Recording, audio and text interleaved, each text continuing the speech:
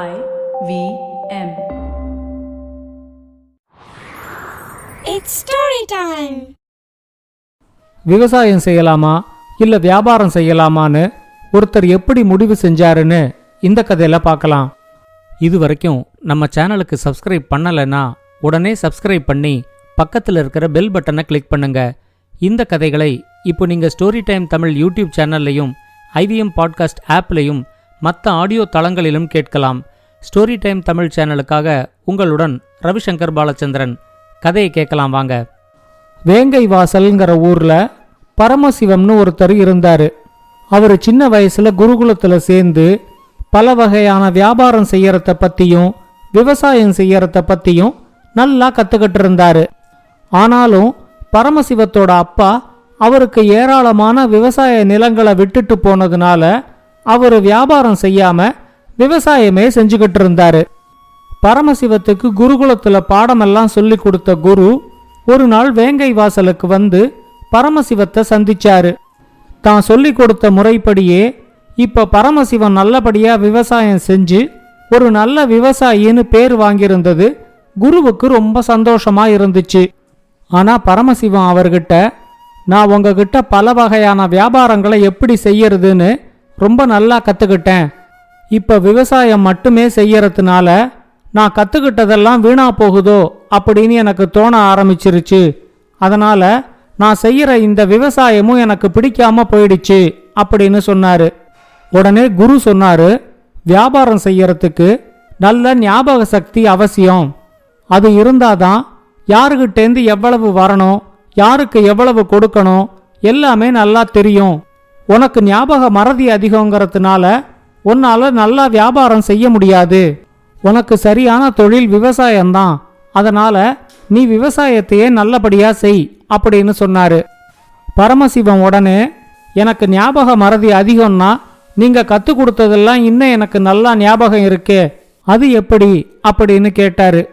குரு நல்லா யோசிச்சு பார்த்துட்டு, சரி ஒவ்வொரு வியாபாரமும் எப்படி செய்யணும் அப்படிங்கறத விவரமா ஒரு புத்தகமா எழுதி உங்க எல்லாருக்கும் ஒவ்வொரு புத்தகம் கொடுத்தேனே, அந்த புத்தகத்தை எடுத்துக்கிட்டு வா அப்படின்னு சொன்னாரு.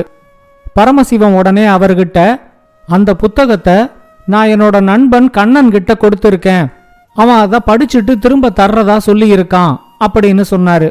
உடனே குரு அவர்கிட்ட சொன்னாரு, ஒரு பாடத்துல புத்தகமோ பணமோ ஒருத்தர்கிட்டேருந்து இன்னொருத்தர்கிட்ட போனா அது மறுபடியும் திரும்ப வரவே வராது அப்படின்னு நான் ஒரு இடத்துல சொல்லியிருக்கேன். அது உனக்கு ஞாபகம் இல்லையா? இந்த புத்தகமும் மறுபடியும் உங்ககிட்ட வராது அப்படின்னு சொன்னாரு.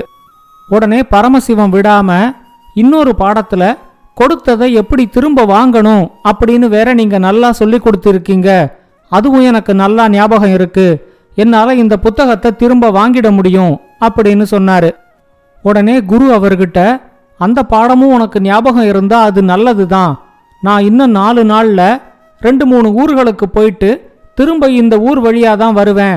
அப்ப நான் மறுபடியும் உன் வீட்டுக்கு வரேன். அதுக்குள்ள நான் கொடுத்த புத்தகத்தை நீ வாங்கி வை அப்படின்னு சொல்லிட்டு பரமசிவத்துக்கிட்ட விடை பெற்றுக்கிட்டு அங்கேருந்து கிளம்பி போனாரு. குரு கிளம்பி போனதும் பரமசிவம் கிளம்பி கண்ணன் வீட்டுக்கு வந்தாரு. அவரு கண்ணன் கிட்ட, என்னோட குரு எழுதினதா சொல்லி நான் உங்ககிட்ட ஒரு புத்தகம் கொடுத்தேனே, அந்த புத்தகத்தை எனக்கு திரும்ப கொடு, அது எனக்கு இப்ப தேவைப்படுது அப்படின்னு சொல்லி கேட்டாரு.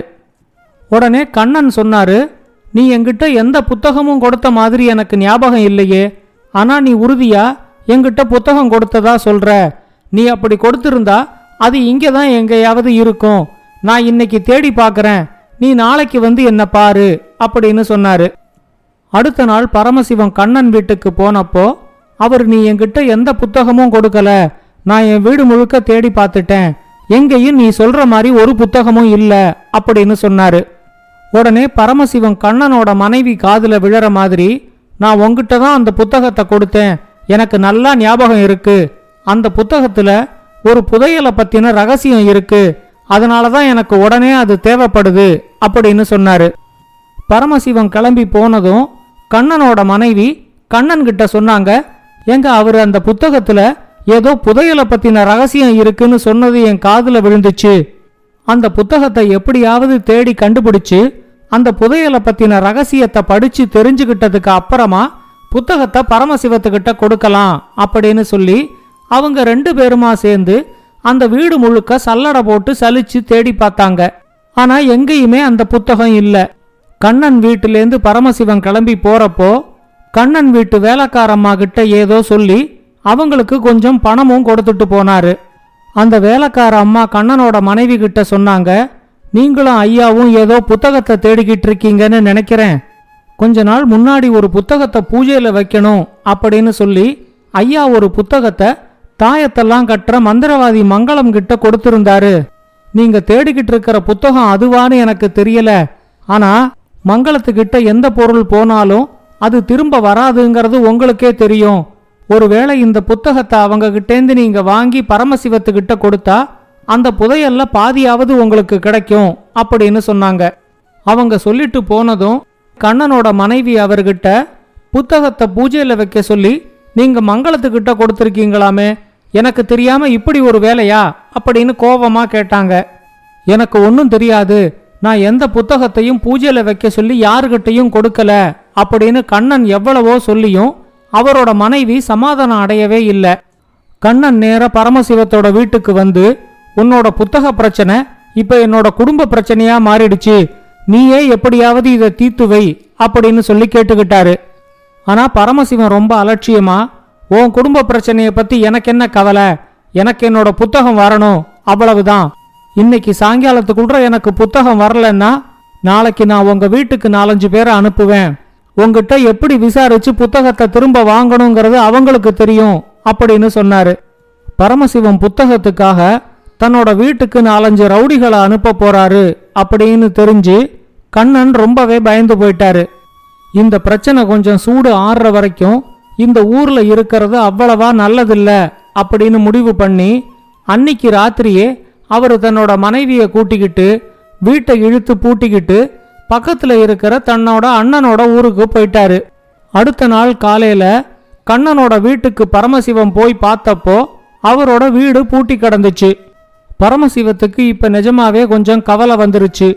குரு சொன்ன மாதிரி 4 நாள் முடிஞ்சு போச்சு, இன்னும் கொடுத்த புத்தகத்தை தன்னால திரும்ப வாங்க முடியல. இன்னைக்கு குரு வந்து கேட்டா என்ன பதில் சொல்றதுன்னு தெரியல அப்படிங்கிற மாதிரி அவரு யோசிச்சுக்கிட்டு இருந்தாரு. சொன்ன மாதிரியே 4 நாள் முடிஞ்சதும் அன்னைக்கு சாயங்காலம் பரமசிவத்தை பார்க்கறதுக்காக அவரோட குரு வந்திருந்தாரு. அவரு வந்ததும் வராததுமா பரமசிவத்துக்கிட்ட எங்க புத்தகம் எடுத்துக்கிட்டு வா அப்படின்னு கேட்டாரு.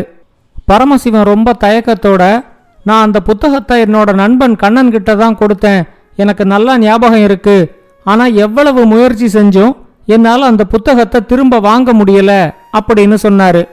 உடனே குரு பரமசிவத்துக்கிட்ட சொன்னாரு, நான் தான் அன்னைக்கே சொன்னேனே, பணமோ புத்தகமோ ஒருத்தன் கையை விட்டு போனா அது திரும்ப அவன் கைக்கு வந்து சேராது. நான் பாடத்துல சொல்லி கொடுத்ததும் உனக்கு ஞாபகத்துல இல்ல, இப்ப அந்த புத்தகத்தையும் உன்னால திரும்ப வாங்க முடியல அப்படின்னு சொன்னாரு. உடனே பரமசிவம் அவர்கிட்ட, நீங்க எப்பவுமே எனக்கு தான் ஞாபக மறதி, நான் தான் மறந்து போறேன் அப்படின்னு சொல்றீங்க, ஆனா அந்த புத்தகத்துல சொன்ன மாதிரி சாம தான பேத தண்டம்னு 4 முறைகளையும் பயன்படுத்தி அந்த புத்தகத்தை நான் வாங்கறதுக்கு முயற்சி செஞ்சேன் அப்படின்னு தன்னோட முயற்சிகள் எல்லாத்தையும் குரு கிட்ட சொன்னாரு. ஆனா குரு சிரிச்சுக்கிட்டே ரொம்ப அலட்சியமா சொன்னாரு, நீ முயற்சி செஞ்சேன்னு சொல்ற, ஆனா அதனால என்ன பயன் இருந்துச்சு, உன்னால அந்த புத்தகத்தை திரும்ப வாங்க முடியலையே, இப்படித்தான் நீ வியாபாரத்துல இறங்கினாலும் அதுல எந்த பயனும் இருக்காது அப்படின்னு சொன்னாரு. தன்னோட இயலாமைய பத்தி சொன்னதும் இப்ப நிஜமாவே பரமசிவத்துக்கு குரு மேல ரொம்ப கோபம் வந்துருச்சு. அவரு குரு கிட்ட சொன்னாரு, நீங்க எழுதியிருந்த புத்தகத்துல நீங்க சொல்லி இருக்கிற 4 முறைகளையும் பயன்படுத்தினாலும் எந்த பயனும் இருக்காது அப்படின்னா தப்பு ஏன் மேல இல்ல, தப்பு நீங்க எழுதின புத்தகத்துல தான் இருக்கு அப்படின்னு சொன்னாரு. இப்ப குரு சிரிச்சுக்கிட்டே சொன்னாரு, உன்னோட இயலாமைய மறைக்கிறதுக்காக நீ மத்தவங்க மேல பழி போடாத, உனக்கு ஞாபக மறதி இருக்குங்கிற உண்மைய முதல்ல நீ நல்லா புரிஞ்சுக்கோ. இந்த 4 நாள்ல நான் சில ஊர்களுக்கு போனப்போ அங்க உன்னோட நண்பன் கந்தனை பார்த்தேன். அவன் என்கிட்ட நீங்க எழுதியிருந்த புத்தகம் ரொம்ப அருமையா இருந்துச்சு அப்படின்னு சொன்னதும் நான் அந்த புத்தகத்தை பத்தி அவங்கிட்ட விசாரிச்சேன். அந்த புத்தகத்தை நீ அவனுக்கு கொடுத்ததா சொல்லி அந்த புத்தகத்தையும் எடுத்துக்கிட்டு வந்து என்கிட்ட காமிச்சான். நான் இன்னும் 4 நாள்ல மறுபடியும் பரமசிவத்தை பார்க்கறதுக்கு அவனோட ஊருக்கு போக போறேன் அப்படின்னு சொன்னதும் இந்த புத்தகத்தை அவங்கிட்ட கொடுத்துடுங்க அப்படின்னு சொல்லி அந்த புத்தகத்தையும் எங்கிட்ட தான் கொடுத்து அனுப்பியிருக்கான். நீ உன்னோட புத்தகத்தை கந்தன் கிட்ட கொடுத்துட்டு கண்ணன் கிட்ட கொடுத்ததா நினைச்சுக்கிட்டு 4 நாளா பாவம் கண்ணனை படாத பாடு படுத்தி எடுத்திருக்க. இந்த உன் புத்தகம். இப்ப சொல்லு, உனக்கு ஞாபக மறதி இருக்கா இல்லையா? நீ ஒரு வியாபாரத்துல இறங்கினா உன்னால அதை வெற்றிகரமா நடத்த முடியுமா முடியாதா அப்படின்னு கேட்டாரு. பரமசிவன் தலைய குனிஞ்சுக்கிட்டு நின்னுகிட்டு இருந்தாரு. அவரு மெதுவான குரல்ல குரு கிட்ட சொன்னாரு, விவசாயம்தான் எனக்கான தொழில். என்னால வியாபாரம் செய்ய முடியாதுங்கிறத இப்ப நான் நல்லா புரிஞ்சுக்கிட்டேன். என்ன மன்னிச்சிருங்க. எனக்கு பயந்துகிட்டு ஊரை விட்டு ஓடி போன கண்ணன் திரும்ப வந்ததும் அவங்கிட்டையும் நான் மன்னிப்பு கேட்கிறேன் அப்படின்னு சொன்னாரு. குரு பரமசிவத்துக்கிட்ட, நான் சொல்லிக் கொடுத்த முறைகளை பயன்படுத்தி நீ விவசாயத்துல சாதிக்க வேண்டியதே இன்னும் நிறைய இருக்கு, அதை ஒழுங்கா செய் அப்படின்னு சொல்லிட்டு அங்கேருந்து கிளம்பி போனாரு. இந்த கதையை பத்தின உங்களோட கருத்துக்களை ஸ்டோரி டைம் தமிழ் யூடியூப் சேனல்லையும் பாட்காஸ்ட்லையும் பின்னூட்டத்தில் கமெண்ட்ஸாக பதிவு பண்ணுங்க. இது மாதிரி பல பாட்காஸ்டுகளை கேட்க ivmpodcast.com இணையதளத்துக்கு வாங்க, இல்லை IVM பாட்காஸ்ட் ஆப்பை டவுன்லோட் பண்ணுங்க. இந்த கதை உங்களுக்கு பிடிச்சிருந்தா லைக் பண்ணுங்க, கமெண்ட் பண்ணுங்க, ஷேர் பண்ணுங்க. மறக்காம ஸ்டோரி டைம் தமிழ் சேனலை சப்ஸ்கிரைப் பண்ணுங்க. அப்படியே பக்கத்துல இருக்க அந்த பெல் ஐகானை கிளிக் பண்ணுங்க.